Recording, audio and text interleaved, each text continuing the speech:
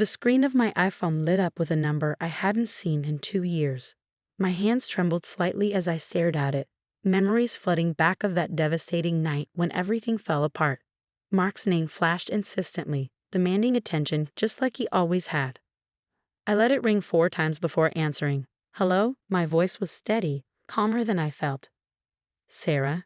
Mark's voice cracked. He sounded different, desperate, broken. Nothing like the confident man who'd walked out on me 2 years ago after gambling away everything we built together. My name is Sarah Mitchell, and at 34, I was listening to my estranged husband cry into the phone after destroying our life savings and abandoning me with crushing debt. The irony wasn't lost on me. I've made a huge mistake, he sobbed. I should never have left. You have to let me explain. I gazed around my office, my real estate office, to be precise, taking in the awards lining the walls, the stack of closing documents on my desk, and smiled. 2 years ago, this conversation would have shattered me. Now it was just another Tuesday afternoon. Sure, Mark, I said, keeping my tone neutral. Let's meet. We can talk about everything. He exhaled sharply, relief evident in his voice. Really? God, Sarah, thank you. I knew you'd understand. You always understood. That's what he counted on. My understanding, my forgiveness, my tendency to see the best in people even when they showed me their worst. It's what had kept me with him through the small lies that became bigger, through the investment opportunities that drained our savings account, through the credit card debt he hid until it was too late. Cafe Luna, tomorrow at 2. I suggested, naming the coffee shop where he'd first told me about cryptocurrency, his eyes shining with dreams of quick riches. We can discuss everything there. Yes, perfect, he agreed quickly. I'll tell you everything, explain about the crypto market crash, about DeFiMax and how they promised. Tomorrow, Mark, I cut him off. We can talk about it all tomorrow. After hanging up, I leaned back in my chair, my mind drifting to that night 2 years ago. I'd come home from my job as a middle school math teacher to find Mark pacing our small apartment, his face ashen. It's gone, he'd said, his voice hollow. All of it. DeFiMax. The platform collapsed. They took everything. I'd stared at him, uncomprehending at first. What do you mean, everything? Our savings, the house down payment, the investment accounts, he'd swallowed hard. I thought I could double it, triple it. The returns they were promising. The room had started spinning as the magnitude of what he was saying hit me. Nearly $200,000. Every penny we'd saved over 8 years of marriage, gone in a crypto scam. But that wasn't even the worst part. There's more, he'd whispered, unable to meet my eyes. I took out some loans, credit cards in our names. I was trying to recover the losses, make it back before you noticed. $50,000 in credit card debt. He forged my signature, opened joint accounts, maxed them out chasing his crypto dreams. And now he was running away, leaving me to deal with the aftermath. I can't face this, he'd said, grabbing his pre-packed bag. I'm sorry, Sarah. I'm so sorry. I'd watched him walk out, too stunned to cry, too numb to stop him. The next day, I'd learned he quit his job at the tech startup where he worked. His phone was disconnected. He'd vanished, leaving me with nothing but debt and broken promises. But that night, sitting among the ruins of our life together, something had shifted inside me. I'd always been good with numbers, had always understood the power of compound interest and smart investments. I tried to tell Mark that get-rich-quick schemes never worked. That patient, strategic growth was the key to building wealth. He'd never listened. He wanted fast money, crypto millions, the excitement of high-risk trading. And now here I was at 32, starting over with less than nothing. The next morning, I called in sick to work and started making plans. First, I contacted a lawyer who specialized in debt and divorce cases. Then I called my brother Mike, who'd been in real estate for years. I need a change, I told him. I need to rebuild, and I need to do it my way. Mike had listened, really listened, as I laid out my plan. I'd always helped him with the financial aspects of his real estate deals, understanding market analysis and investment potential. Now I wanted to do it myself. You'd be great at it, he'd said. But what about the teaching job? The benefits, the stability? I'll keep teaching for now, I'd replied. But nights, weekends, I'm going to study for my real estate license. I'm going to learn everything I can about property investment, about building real wealth. And I did. For 6 months, I worked my teaching job, studied real estate in every spare moment, and systematically negotiated with creditors to manage the debt Mark had left me with. I lived on rice and beans, sold everything I could, and put every extra penny toward paying down those credit cards. I got my real estate license on a Wednesday. By Friday, I had my first listing through Mike's connections. A month later, I had 3 more. It turned out my teaching skills translated perfectly to real estate. I could break down complex market data for clients, help them understand their options, guide them through the biggest purchase of their lives. Within a year, I paid off half the credit card debt through commissions and careful budgeting. 6 months after that, I opened my own boutique real estate firm specializing in investment properties and first-time homebuyers. I understood their fears, their dreams of building something secure. I'd lived it. Now, sitting in my office 2 years after Mark walked out, I was debt-free and running a successful business. My firm had just closed its 100th deal, and I had a waiting list of clients drawn to my reputation for honest, strategic investment advice. My phone buzzed with a text from Mark. "Thank you for agreeing to meet. I have so much to tell you." I smiled, picking up the manila envelope on my desk, the one I'd been saving for just this moment. Inside were documents that would show Mark exactly what I'd built while he was chasing crypto fantasies. Tomorrow at Cafe Luna, he'd learn that sometimes the slow, steady path was the one that led to real success. And maybe, just maybe, he'd finally understand what he'd walked away from. I opened my laptop and pulled up the latest property listings. I had a client meeting in an hour, a young couple looking to buy their first home. They'd saved carefully, done their research, and were ready to build their future the right way. Cafe Luna hadn't changed much in 2 years. The same rustic wooden tables, the same artisanal coffee menu, the same large windows overlooking downtown. I arrived 15 minutes early, choosing a table in the corner where Mark and I had once planned our future overlaps and dreams. I set my leather portfolio on the table, along with the manila envelope. My real estate company's logo, Mitchell Properties, was embossed in gold on both. A small detail, but one I knew wouldn't escape Mark's notice. He walked in at exactly 2 p.m., and I barely recognized him. Gone was the designer suit, the expensive watch, the carefully styled hair. Instead, he wore wrinkled chakis and a faded polo shirt that had seen better days. His face was thinner, with dark circles under his eyes that spoke of sleepless nights. "Sarah," he breathed, stopping short when he saw me. "You look amazing." I did look good, I knew that. Success had given me a confidence that no designer clothes could match. My navy blazer and silk blouse weren't just expensive. They were earned. "Sit down, Mark," I said, gesturing to the chair across from me. "Would you like some coffee?" He slumped into the seat, running a hand through his unkempt hair. "I actually can't afford." "I'll get it," I cut in, signaling the barista. "Still take your Americano with an extra shot." He nodded, looking almost ashamed. Once our drinks arrived, we sat in silence for a moment, the weight of 2 years hanging between us. "Sarah," he started. "Let me go first," I interrupted, opening my portfolio. "Before you tell me whatever you came to say, I want to show you something." I pulled out a series of photographs, laying them on the table one by one. Beautiful homes, modern office buildings, luxury apartments, all properties I'd helped clients buy or sell over the past 2 years. "These are just a few of my recent deals," I said calmly. "Mitchell Properties specializes in investment real estate. We've closed over 100 transactions in the past year alone." Mark's eyes widened as he looked at the photos, then at me, then back at the photos. "Mitchell Properties? You started your own company?"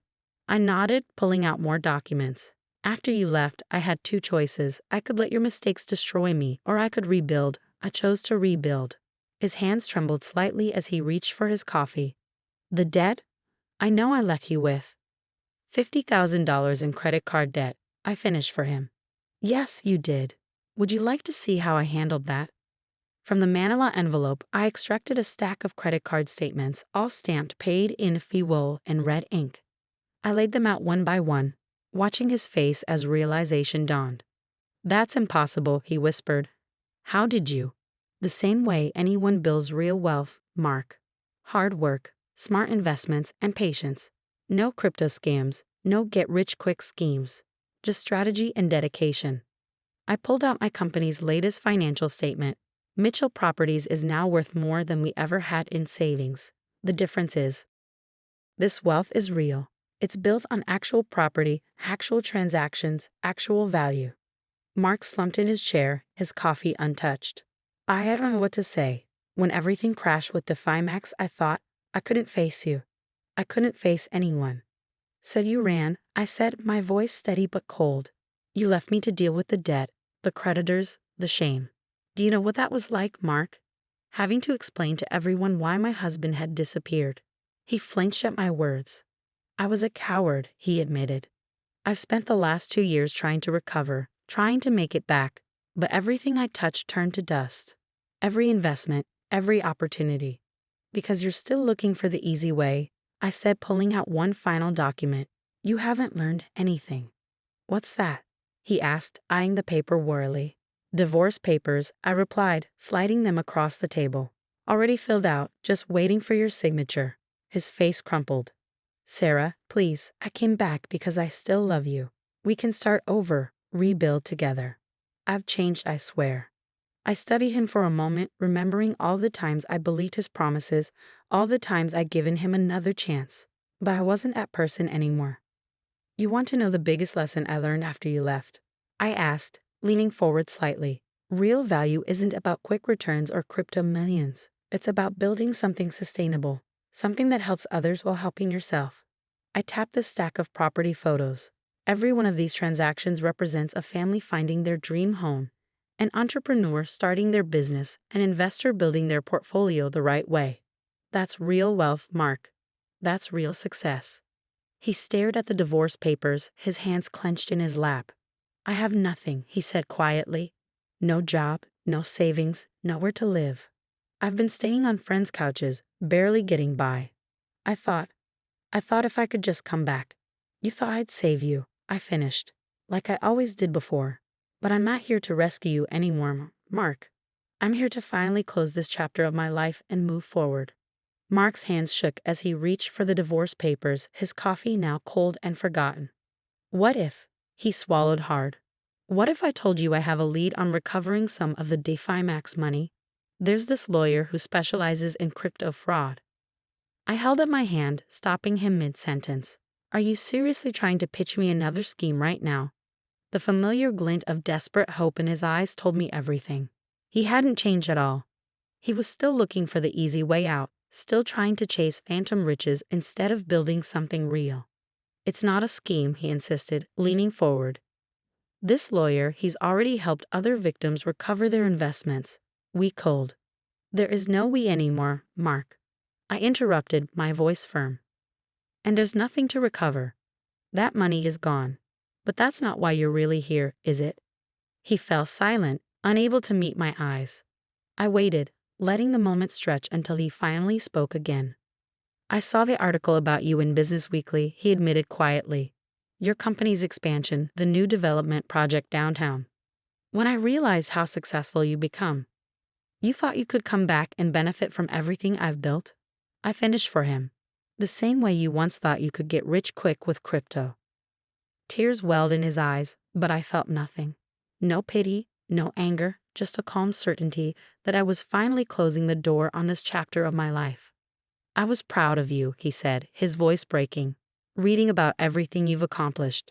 I realized what a fool I'd been, throwing away our marriage for. Stop, I said firmly. You weren't proud of me, Mark. You were envious. There's a difference. I pulled out one more document from my portfolio, a cashier's check. His eyes widened when he saw the amount, $50,000. This is the exact amount of debt you left me with, I explained, placing the check on top of the divorce papers. I'm offering you a chance to do one right thing. Sign the papers and the money is yours.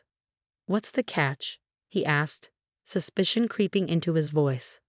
The catch is that you disappear from my life completely. No contact, no attempts to reconnect, no trying to leverage our past relationship for your benefit. You take this money and you do what you should have done 2 years ago, start over. And if I don't sign? I smiled, gathering my photos and documents back into my portfolio. Then I proceed with a contested divorce and sue you for the fraud you committed by opening those credit cards in my name. My lawyers have built quite a case, including proof that you forged my signature. That's felony fraud, Mark. Want to guess how many years that carries? The color drained from his face. You wouldn't. The Sarah you knew 2 years ago wouldn't. I agreed. But I'm not her anymore. You taught me a valuable lesson when you walked out. Sometimes the kindest thing you can do for someone is let them face the consequences of their actions. His hands trembled as he reached for the pen I'd placed on the table. For a moment, I thought I saw a flash of the man I'd once loved. The one who'd made me laugh, who'd dreamed big dreams with me on Sunday mornings. But that man was gone, replaced by someone I barely recognized. As he signed the papers, I felt a weight lift from my shoulders. It was really over. The check won't bounce, he asked, and I almost laughed at the irony. Even now, he was worried about being scammed. Unlike crypto tokens, Mark, real estate generates real money. The check is good. He stood up, clutching the check like a lifeline. I really did love you, Sarah. No, I said softly, you loved the idea of me, the supportive wife who would always be there to clean up your messes. But that's not love, Mark. That's dependence. After he left, I sat there for a while, finishing my coffee and thinking about the journey that had brought me here. The night he'd walked out had felt like the end of my world, but it had actually been the beginning. My phone buzzed with a text from Jessica, my newest agent. Client meeting in 30 minutes. The Hendersons are ready to make an offer on the downtown property. I smiled, gathering my things. The Hendersons were a young couple, reminded me a bit of Mark and me when we first started out. But unlike us, they were doing things the right way. Careful planning, thorough research, no shortcuts. As I drove to my office, I thought about the check I'd just given Mark. Some might think I was crazy, giving him money after everything he'd done. But I knew it wasn't really about him. It was about me, about finally cutting all ties with my past and moving forward without any loose ends. The next morning, I stood in front of my team at our weekly meeting. 20 ambitious real estate agents, all drawn to my firm's reputation for integrity and smart investment strategies.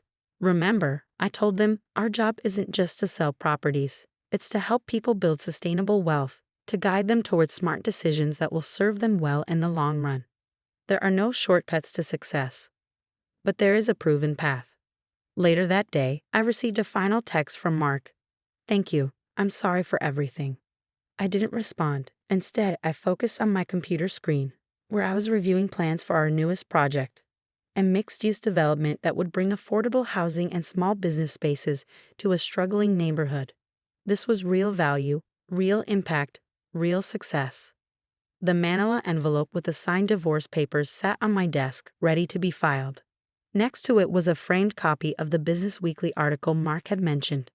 The headline read, "From Teacher to Real Estate Mogul, How Sarah Mitchell Built a $1 Million Empire from Nothing." But they got it wrong. I hadn't built it from nothing. I'd built it from lessons learned, from hard work, from the ashes of broken dreams and betrayal. And in the end, that made it all the more valuable. I opened my calendar to check my next appointment. Another client meeting, another chance to help someone build their future the right way.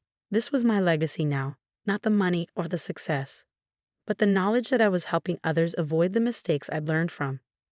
The sun was setting over the city skyline, casting a golden glow through my office windows. From up here, I could see several properties I'd helped clients purchase, each one representing a dream realized through patience and persistence. Mark's final text still glowed on my phone screen, but I deleted it without a second thought.